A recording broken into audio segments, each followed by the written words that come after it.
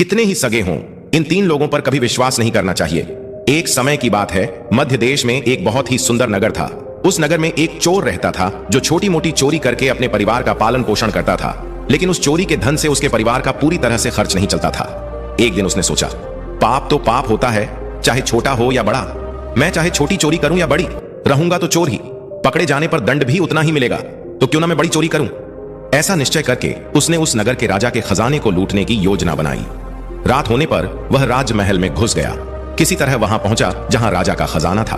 वहां पहुंचकर उसने देखा कि खजाने पर कई सैनिक पहरा दे रहे थे। सख्त पहरा देखकर चोर को लगा, इनकी आंखों में धूल झोंकना बहुत कठिन काम है। ये तो साक्षात काल पहरा दे रहा है। अगर मैंने चोरी करने की कोशिश की तो शायद जीवित नहीं बचूंगा। यह सोचकर वह उल्टे पांव लौट पड़ा। लौटते समय उसने सोचा, खाली हाथ लौटने से तो अच्छा है कि कुछ ना कुछ तो यहां से ले ही चलूं। मेरा यहां आना व्यर्थ नहीं होना चाहिए। चोर के दिमाग में विचार आया, राजा के शयन कक्ष में जाना चाहिए जहां राजा सोता है। शायद इस समय राजा अपने कपड़े उतारकर सो गया होगा। मैं राजा के राज वस्त्र चुरा कर ले आऊंगा और उन्हें पहनकर आसानी से धन चुरा कर यहां से निकल जाऊंगा। पहरेदार को लगेगा कि मैं राजा हूं, तो वे मेरे रास्ते में नहीं आएंगे और मेरा काम आसान हो जाएगा। ऐसा निश्चय करके चोर राजा के शयन कक्ष के पास पहुंच गया। उसने धीरे से पर्दा हटाकर अंदर झांका और नजारा देखकर आश्चर्यचकित रह गया। उसने देखा कि राजा गहरी नींद में सो रहे हैं और उनकी रानी अर्धनग्न अवस्था में पलंग पर बैठी हुई है। रानी को जागता देख चोर के हाथ पांव फूल गए। वह एक तरफ दीवार से सटकर खड़ा हो गया और रानी के सो जाने का इंतजार करने लगा। थोड़ी देर बाद फिर उसने पर्दा हटाकर देखा कि रानी सोई हैं या नहीं, क्योंकि रानी सो जाए तो राजा के वस्त्र चुराए जाएं। लेकिन चोर ने देखा कि रानी अभी भी उसी तरह बैठी हुई थी। यह देखकर चोर ने सोचा, यहां तो बहुत मुश्किल है। वह वहां रखी हुई टेबल पर बैठने लगा। जैसे ही वह टेबल पर बैठा, उस पर रखी पानी की गिलास नीचे गिर गई। इस आवाज से राजा की नींद तो नहीं खुली, पर रानी तलवार लेकर बाहर आ गई और चोर की गर्दन पर तलवार रख दी। रानी बोली, कौन है तू और यहां किस लिए आया है? सच सच बता, वरना तेरा सिर धड़ से अलग कर दूंगी। चोर डर के मारे पसीने से लथपथ हो गया और हाथ जोड़कर गिड़गिड़ाता हुआ बोला, रानी साहिबा, मेरी जान बख्श दो। मैं एक गरीब चोर हूं और चोरी करने के उद्देश्य से ही यहां आया हूं। छोटी मोटी चोरी करके अपने परिवार का पालन पोषण करता हूं। अगर आपने मुझे मार दिया तो मेरे बच्चे अनाथ हो जाएंगे। मैं वचन देता हूं कि इस बार मुझे छोड़ दो। मैं कभी दोबारा राजमहल की तरफ मुड़कर भी नहीं देखूंगा। मेरे छोटे छोटे बच्चों पर रहम करो। रानी को उस पर दया आई और उसने कहा, सुनो, मैं तुम्हें एक शर्त पर छोड़ सकती हूं। मैं इस समय काम से पीड़ित हूं। यदि तुम मेरे साथ समागम करोगे तो मैं तुम्हें यहां से जाने दूंगी, वरना एक ही झटके में तुम्हारा सिर काट दूंगी। रानी की यह अनोखी शर्त सुनकर चोर और भी ज्यादा घबरा गया। उसने कहा, रानी साहिबा, यह आप क्या कह रही हो? मैं तो एक साधारण चोर हूं और आप इतने बड़े राज्य की महारानी हैं। मेरी क्या औकात है कि मैं आपके साथ ऐसा करूं? मेरे लिए तो यह सोचना भी बहुत बड़ा पाप है। रानी ने कहा, मैं कुछ नहीं सुनना चाहती।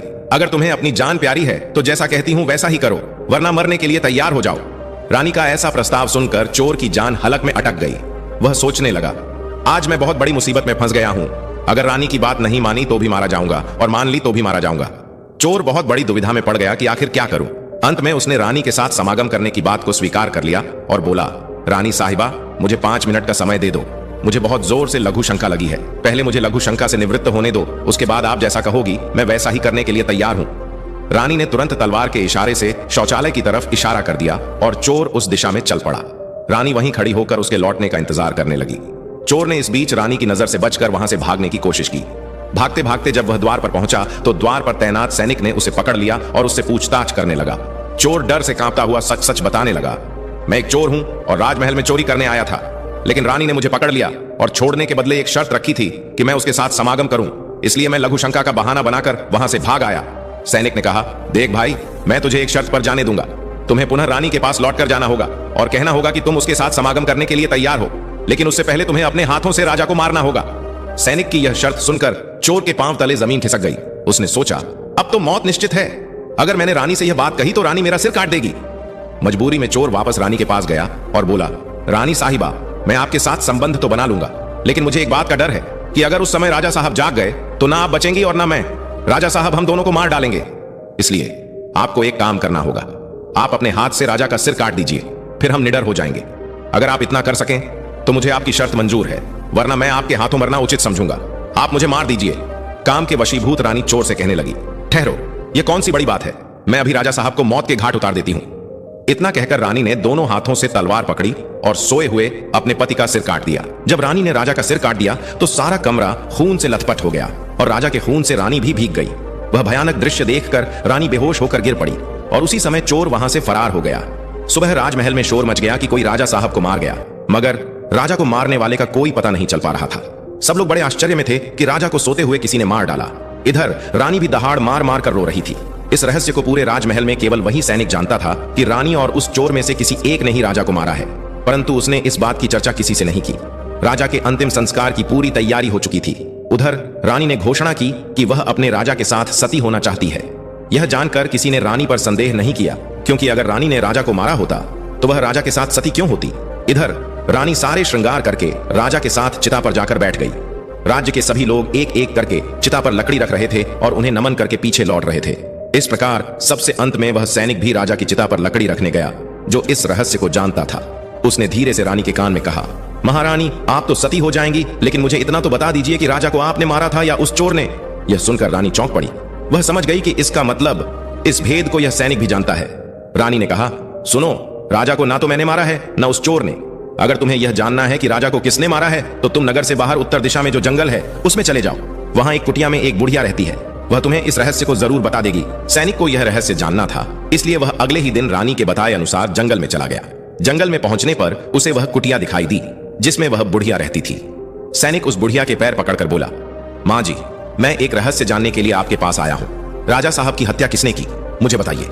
बुढ़िया मां ने कहा, बेटा, अगर तुझे यह रहस्य जानना है तो तुझे एक काम करना होगा। मेरी कुटिया के बाहर एक बकरा बंधा हुआ है, तू अपनी तलवार से उसका सिर काट दे। सिर कटते ही बकरे की दाढ़ वहीं गिर जाएगी और उसका सिर हवा में उड़ने लगेगा। फिर तुम उस बकरे के सिर के कान पकड़कर लटक जाना। वह बकरे का सिर तुझे जिस जगह पर ले जाएगा वहां पहुंचकर तुझे तेरे सवाल का जवाब मिल जाएगा कि राजा को किसने मारा है। अब सैनिक ने वैसा ही किया। कुटिया के बाहर जो बकरा बंधा हुआ था, सैनिक ने उसका सिर काट दिया। सिर कटते ही वह हवा में उड़ने लगा। उसने झपटकर बकरे के दोनों कान पकड़ लिए। वह सिर उसे उस भयंकर वन के बीचों बीच ले गया। वहां एक गुफा थी और उसके द्वार पर जाकर सिर नीचे उतर गया। सैनिक सोचने लगा, इस जंगल में कोई भी इंसान दिखाई नहीं दे रहा। यहां कौन मुझे राजा की मौत का रहस्य बताएगा। यह गुफा एक राक्षस की थी, जिसमें वह राक्षस और उसकी एक बेटी रहते थे। शाम हो गई थी और राक्षस अपने भोजन के लिए बाहर गया हुआ था। गुफा के अंदर उसकी बेटी मौजूद थी। जैसे ही राक्षस कन्या को किसी मनुष्य की गंध का एहसास हुआ, वह द्वार पर निकली। उसने देखा कि एक हट्टा कटा नौजवान गुफा के बाहर खड़ा है। राक्षस कन्या ने सोचा, अगर इसे खा लिया तो भूख मिट जाएगी और जिंदा रखा तो कई काम आएगा। राक्षस कन्या ने तुरंत एक सुंदर लड़की का रूप बनाया और उसके सामने आ खड़ी हुई। इतनी सुंदर स्त्री उसने पहले कभी नहीं देखी थी। सैनिक उसे देखते ही उस पर मोहित हो गया। लड़की ने उसे अपनी गुफा में बुला लिया और उसके साथ समय बिताया। जब राक्षस के लौटने का समय हुआ तो लड़की ने उसे मक्खी बनाकर दीवार पर चिपका दिया। राक्षस आया और बेटी से पूछा, बेटी, मुझे मनुष्य की गंध आ रही है, कोई इंसान हमारी गुफा में घुस आया है क्या? बेटी ने बहाना बनाते हुए कहा, पिताजी, कैसी बातें कर रहे हैं? हमारे होते हुए कौन यहां आने की हिम्मत करेगा? मैं तो उसे कच्चा चबा जाऊंगी। इस तरह उसने राक्षस को गुमराह कर दिया। राक्षस कन्या रोज रात में उसे इंसान बना देती और दिन में मक्खी बनाकर दीवार पर चिपका देती। कई दिन बीत गए और अब सैनिक को अपने परिवार की याद सताने लगी, लेकिन वह राक्षस कन्या के चंगुल से निकल नहीं पा रहा था। एक दिन उसे मौका मिल गया और वह रात में वहां से भाग निकला। भागते भागते कई दिनों बाद वह अपने नगर पहुंच गया। अपने घर पहुंचकर उसे बहुत खुशी हुई। अपने बच्चों से मिलकर वह बहुत प्रसन्न हुआ। वह सोचने लगा, अच्छा हुआ जो मैं वहां से चला आया, ना जाने कब तक वह मुझे मक्खी बनाकर वहां रखती। इस तरह उस सैनिक के अपने घर पर रहते हुए काफी दिन बीत गए। एक दिन उसे फिर उस लड़की की याद आई। अब तो दिन रात वह उसके ख्यालों में खोया रहता। उसकी सुंदरता को याद कर उससे मिलने की इच्छा करता। उसके बिना ना खाना अच्छा लगता न पीना। हर समय यही सोचता था कि उससे किस तरह मिलन होगा।